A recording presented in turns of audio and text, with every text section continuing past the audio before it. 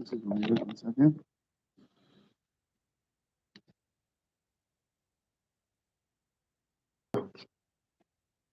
So we're going to do today the laws, like we said, of eating from dishes that were not dipped. Just to get us started, there's a really interesting halakha that I want to share with you. So the halakha is that when we purchase dishes or receive dishes from a non-Jew, we have to dip them in a mikveh, a regular mikveh, just like a mikveh that a woman goes to. We have to dip these dishes in a mikveh before we use them. Okay? And so how do we know this halakha? It doesn't say straight out in the Torah, you must dip your dishes in the mikveh. It's not written in the Torah. After the war with Midian, in Sefer Bamidbar, I believe, or maybe Devarim, now I'm forgetting.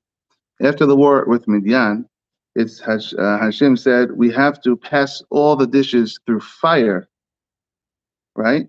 Everything that was used for fire has to be koshered with fire. This is where the laws of koshering dishes comes from, for Passover, right? And then it says, Ach b'meh nida hata. In the waters of nida, it should be purified. And so that's where the Gemara says, oh, so in addition to koshering it from the previous usage of pork or whatever was in it by means of fire, I also have to pass it through the waters of nida. So there's two things that are required if you want to take dishes for, let's say, a non-Jew that were used and you want to use them for yourself. Number one, you have to kosher them. Koshering and dipping in mikvah are two separate things. You have to kosher it for use. If it was a pot used for hot, right? Like we know with Passover, the way you use something is the way you kosher something. If it was a pot used to boil pasta, you have to boil that pot in a bigger pot, right? If it's a skewer that was used on a grill to grill pork shish kebab, you have to burn that skewer in fire just like the way it was used. And so that's how you kosher items of usage. If it was a fork that was used on a plate with not kosher food, the fork is a klisheni, it's a second or maybe even klishelishi, and therefore it has a lower way so you toss that fork in a pot, you're for sure good, or maybe there's other ways you could pour water on the fork.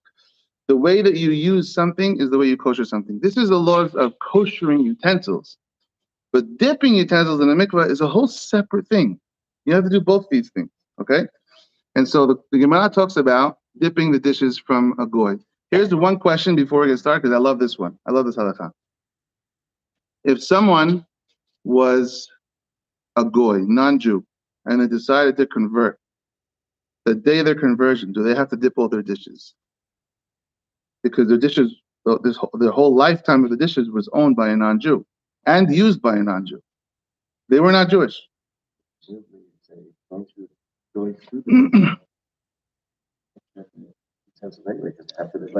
have to hechsher it. Absolutely. They have to kosher their dishes. Yeah. Do they have to dip? That's why I made the point, the whole preface. There's two separate things. Do they have to dip the dishes in the mikveh?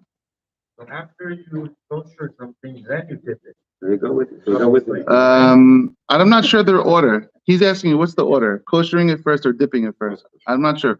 I don't know. I don't want to say something wrong. So let's go with koshering it first. I mean, it makes sense, right? But it'll probably work in the reverse. So the day he goes to mikveh, you should take the utensils with him. Right, but say, where's the Faradim, Roy? We don't like the word should. We want the word do I have to. A must. Otherwise, the class would be shut down. We don't do shoulds. Do I have to? Do I have to dip all my dishes? And so Hacham Ovadia has a beautiful halakha. He writes, when you convert to Judaism and the holiness of Am Yisrael comes upon you, it comes upon all of your vessels with you. You don't have to dip your dishes. You can use them. You have to kosher them, but you don't have to dip them in the mikveh. They're kosher and holy along with you when you're kosher and holy. Interesting halakha. Okay, ready for the halakha for today? I might need some help with the Hebrew words because they're like modern words. Let's see. Book 4, you're the one. Book 4, Siman 44. Haim mutad le'echol ve'leshtot. Am I allowed to eat and drink? Bebateh ha'orha. Right? What is that? A motel? What is it? No, that's where you're a guest. Yeah. Oh, in a place where you're a guest. Or be kioskim. Kioskim is a kiosk. Kiosk. They call it a restaurant a kiosk. Or bekioskim kesherim. I want to go to a kosher restaurant, kiosk. Bechli seuda hanilkahim migoyim. The dishes they use were purchased from non-Jews. Shiteronim tevilah. They have to be dipped. Velo hitbilum. And I know for a fact that they did not dip the dishes. So am I allowed to eat at this restaurant? Mesechet avodah zarah mivuah sheYisrael shekone migoy keli seuda hadashim. Ben shel matechot, ben shel zichuchit, tzarich le'tpilam b'mikveh kasher. Like I said, if you buy dishes from a non-Jew, whether they're metal or glass, they have to be dipped. Rabbinically, we'll talk about it in a second. After the battle of Midian, like I said, everything that went through fire has to be kosher through fire. But it also has to be through the purifying waters of the nidah. Water that a nidah would dip in to get kosher. This is what I just told you. Which means the kosher mikveh of 40 se'ah. That's why the dishes mikveh, which is right here, if you don't know, it's right here in Shaarey Yerushalayim. Right behind the women's mikveh is the dishes mikveh. You put the code in. I don't know the pool. Yeah, but you would never tell a woman to dip in a pool. You would not. I know, but the dishes right now, maybe. Let's go with this now. Okay, I'm not gonna do this. I'm not gonna be posek that halakha, but maybe he's saying maybe you can use a pool. Let's just go with the real mikveh right now. Specific because he said so much rain fell. Yeah, a lot of rainwater. I'm not sure it's a advisable thing to tell people. What's the volume? 40 se'ah, which is pretty large. So the mikveh of the women is rainwater, and right behind it is the mikveh of the dishes. And so anyone can drive up. By the way, if you don't know this, go to Shaarey Yerushalayim. But you know, but not everyone knows. Put the code. I'll give you the code. It's 3333 to the gate. Opens the big gate. Drive around, and then I have a little window. Gabay also has one. Yeah, in the back. And, yeah. Okay. He also has one. Yeah. Okay. Even if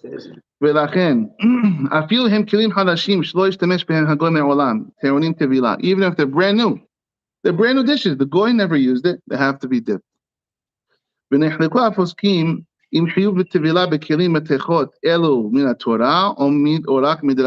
mahloket whether the halakha for dipping these dishes is from the Torah or rabbinic.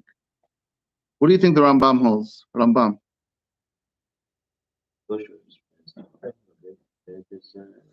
Rambam holds all dipping dishes is from the rabbis. All dishes. Rambam holds this. Yeah. So the question is, the pasuk, ach b'mei nidayit hata, is it a real pasuk or it's what's called an asmachta? We had this word before. An asmachta is like a reliance of a pasuk, but it's not a real pasuk. And so therefore it would be a rabbinic. Okay? According to Rabbeinu Tam, you have a pot you bought from a non-Jew, from Macy's, let's say, non-Jewish corporation. That is a mitzvah from the Torah to dip that metal pot, according to Rabbeinu Tam. And agreeing with this is the Baal HaEshkol and also the Rashba and the Ra'ah and the Yisur Veheter. However, the Rambam, Rambam holds that dipping any dishes, not only glass, any dishes is a rabbinic halacha. Rambam holds. Who agrees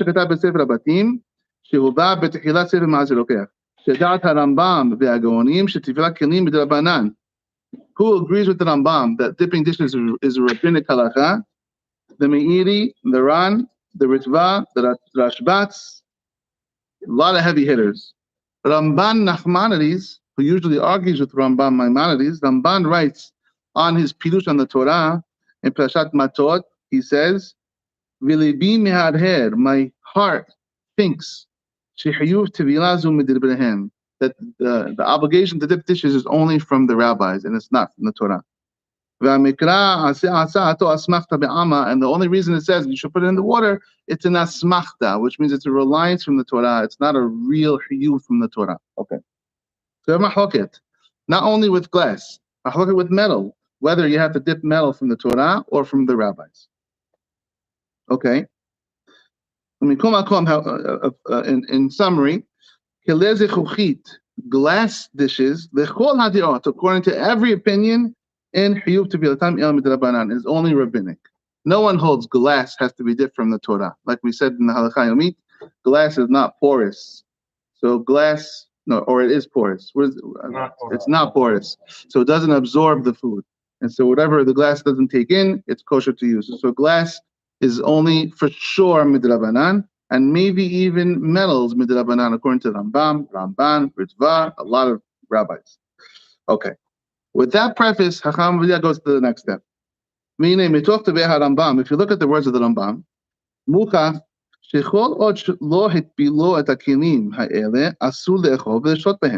if you didn't dip the dishes, you can't eat from the dishes. You have to wait until you dip them. And the Tur says this, and the Ramah says this. What does the Ramah write in Shulchan Aruch? Ramah says you cannot eat from your dishes until you dip them. I have one person who I'm not. She's watching this for sure, because she asked me this question, which is why this is the halakha today. She asked me all the time, I didn't dip the dishes. Can I eat from the? Can I just use them? The Rambam says you can't use the dishes until you dip them, and so says the Ramah. However, im abar v'ishtamesh b'hem. What if you did use the dishes anyway? Is the food taref? If you use dishes, you know you were supposed to dip it, you were lazy, and you didn't go to the mikveh. Im abar v'ishtamesh b'hem. If you use the dishes le'lo tevila without dipping them, in hama'achal ne'esar, the food is not taref. It's kosher. You can eat the food. Like it says in Yerushalmi. And so too these rabbis agree. And so therefore, yes, you have to dip the dishes, but this obligation, this chiyuv of dipping dishes is not going to say the food is not kosher. Like in other words, just because it's okay, there's a separate halakha. You were supposed to do this, but you can still eat the food even though you didn't do it. And remember the first mahloket, Rambam, Maimonides, and Ramban Nachmanides both hold, or it seems that Ramban Nachmanides holds it, that dipping all dishes is from the rabbis. And so it's a little bit more lenient maybe than we thought a few minutes ago. So you can eat something with something that wasn't dipped, and then remember, and then you dip it. If you have dishes and you didn't dip it, you shouldn't cook in the dish. But if you did, then you can eat it, but you shouldn't. You violated the halakha. But then you should still dip it. You should still dip it after. Yeah. You can't just continue knowing you. No, you can't. You have an obligation to dip that dish. Okay. He writes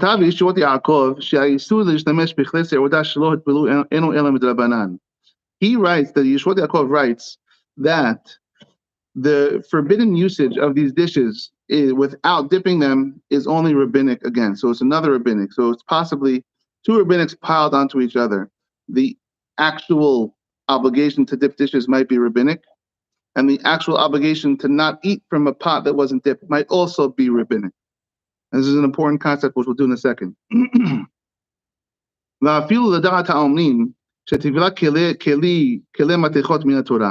Even according to the ones who hold that dipping metal dishes is from the Torah, which seems to be what Maran Shulchan Aruch holds, by the way, that you have to dip metal dishes from the Torah. That's what it seems Maran Shulchan Aruch holds. Rambam would disagree with Maran Shulchan Aruch, or vice versa. Even if you hold that dipping metal dishes from the Torah,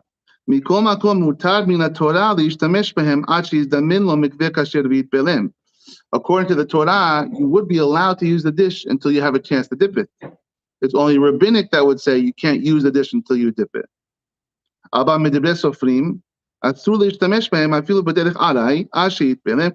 according to the rabbis, you cannot use the dishes. And so writes the Hafetz Haim.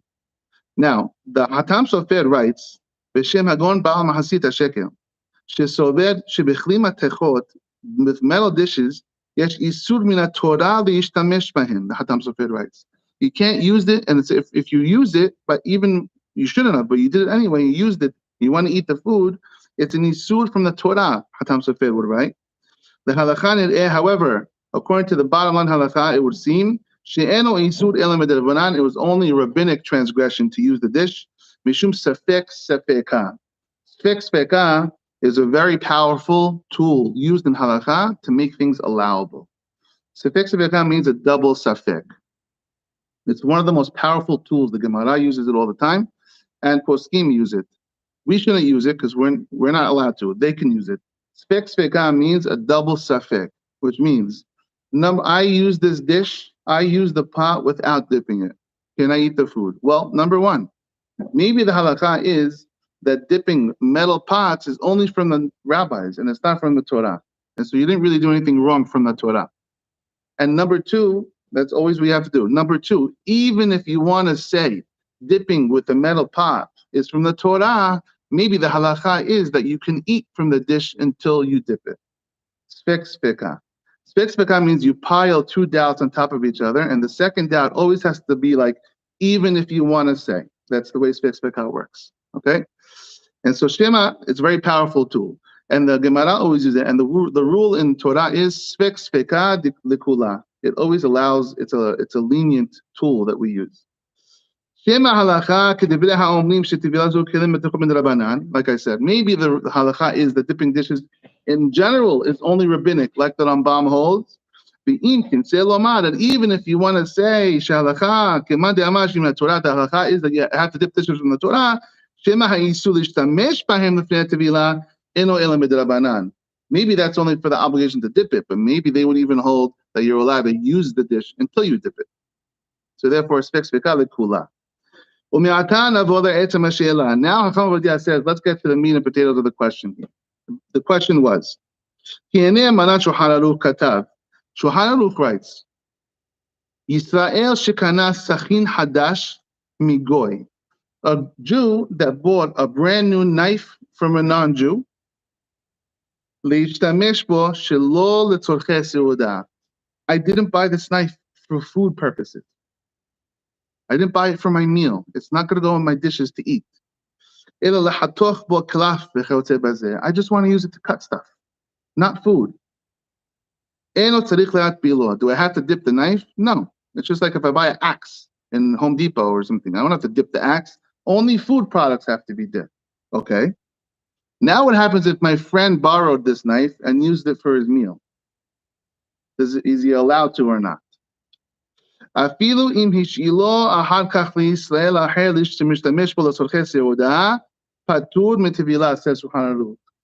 if your friend says, oh, by the way, I need a knife for the turkey on Thanksgiving. I need a big machete for the turkey on Thanksgiving. Can I borrow your knife that you bought? Yeah, by the way, I didn't dip it. It's okay. Don't worry. You can use it for Thanksgiving, even knowing it wasn't dipped. Why? Because it was purchased from a non-Jew, not for food purposes. You borrowed it temporarily for food purposes, but it was purchased not for food purposes. Okay? He writes, the Beit Yosef, which is the same person, he writes, so too, if I bought the knife as part of my business, I'm in the business and I bought knives to sell them, even for food, but it's not for personal food usage, it's for my business. A restaurant is a business. Or I'm in the table setting industry, and so I have to dip all my products that I purchase. If I bought it for sehora from my business, and so now my friend comes to my store, which I have all the Lennox knives, and he says, hey, can I borrow one knife for my Thanksgiving? I'm not sure what you do with it when he's done with it. Patur metivila. He doesn't have to dip it because he's borrowing a business item, not a food item, even though it could be used for food. But if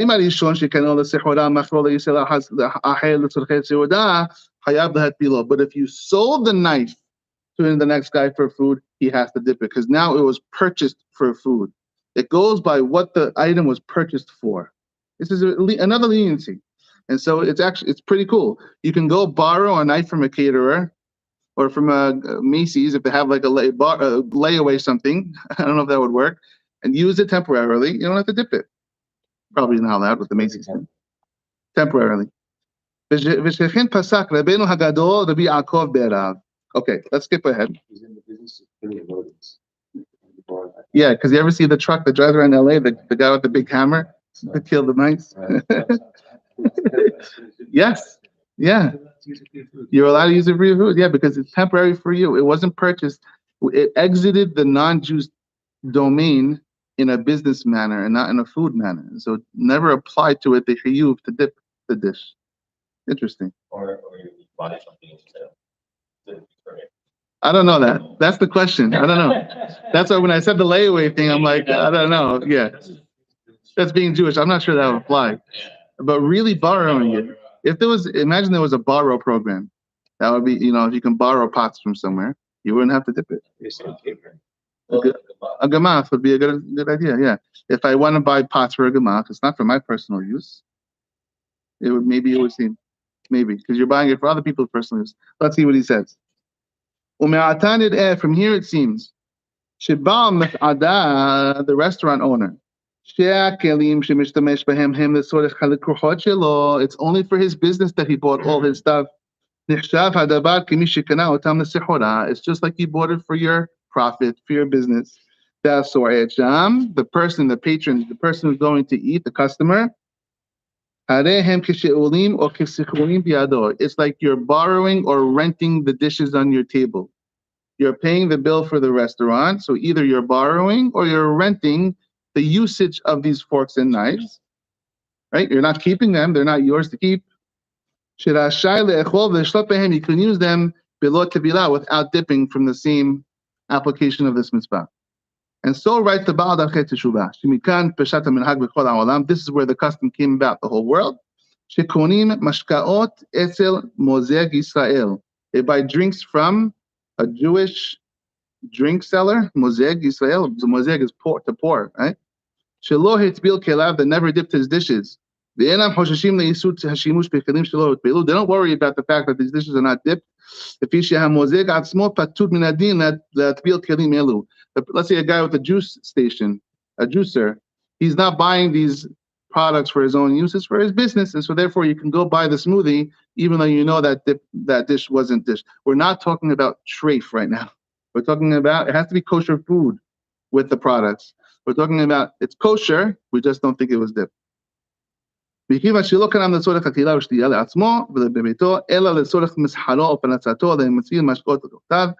therefore, if it's for profit, it's allowed. Mineral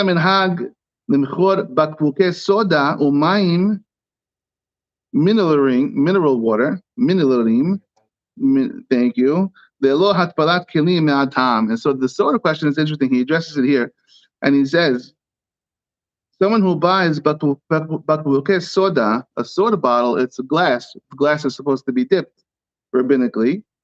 You don't have, obviously it's okay. Why? He says a nice I'll say it outside.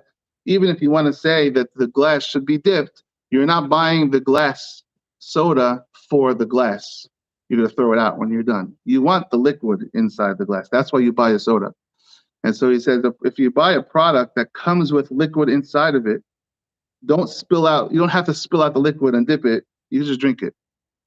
What about a pickle jar you want to use?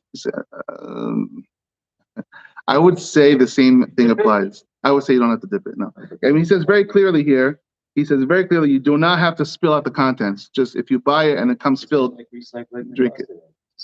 Yeah.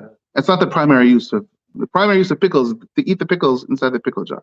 A lot of people keep the jar. Yeah, but I don't think, my personal opinion, I think the same halakha applies. He says very clearly, if you buy something that's pre-filled, just drink it. You don't have to worry about it. Don't think too much about, I have to dip it, I have to spill the soda out. No. Yeah, reuse it. Do you have to dip it once you want to reuse it? Yeah. I don't know. But, a great question is now they sell these reusable waters with like the aluminum cans. And so I'm buying it for the drink. I drink it, and now I want to reuse it. This is metal, which according to Manash Haruf would be Mina Torah. Do I have to dip the path water bottle? I don't know. It's a great question. I don't know. I'll plead the fifth on that. Maybe I'll get back to you. My wife did something. Everything? Well, Bifrat, for the soda, he says for sure the glass is only rabbinic for sure, so don't go crazy. But the path water is, path water is, yeah? The reusable water they sell in 7-Eleven.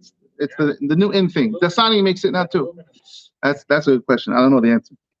Okay. The Agaon Rabbi Shlomo Koger writes, שבעל מסעדה שקונה כלים מגוי כדי להגיש בהם דברי אוכל ללקוחות שלו, a restaurant owner who buys dishes from a non-Jew so he can serve your guests, you don't have to dip. Even the chatahila, which is the second level. The first question was, I'm attending, I'm a guest, I'm a customer. Now the question is, I'm an owner. Do I have to dip the dishes? So Shlomo Koga says, you don't have to dip it. It's not. Yeah, if you're a restaurant owner, he says, it's your business. Don't worry about it. שלא חייבה התורה להטביל כלי סעודה, אלא למי שקונה על דעת להשתמש בו בעצמו לצרכי מאכל ומשקה. The Torah, he says, only requires this dishes to be dipped if it's for your personal food consumption. אבל זה שקונה לשם פרנסה, ומזהר לא חייבתו בתורה בטבילה, שזהו כקונה סכין לחתוך בו קלף. It's the same thing that Mount Shulchan said. It's like an axe you bought to chop down a tree, and you want to use it to someone to borrow. And if you think this is part of I was just gonna. This is Rav Shlomo Kluger. Let's see. like me or my friend, I can call him and say, hey, by the way, don't worry about dipping any of the dishes. Let's see. Let's read to the end. I know that when I was a mashkiach way back when I first moved here, we dipped all the dishes for the restaurants, all the dishes. Let's see. Ulam. Ibn Asav Mkom Shilovam Yehudim. Says Rav Shlomo Kluger, he's not finished. He says, if you're in a place, your restaurant is in a place where most of the guests will be Jews, you're buying it for other people's food consumption. It's a humrah, but you should be strict to dip the dishes. So from the letter of the law, you probably don't have to. If he's in a rush and he's got a mad Sunday night dinner rush coming, he needs more stuff because some stuff broke, he doesn't have to kill himself, I would say, to dip the dishes. He can use it and dip it later. It's a humrah, but he should because most of his guests are Jewish. Okay, let's go to the end. Last part. For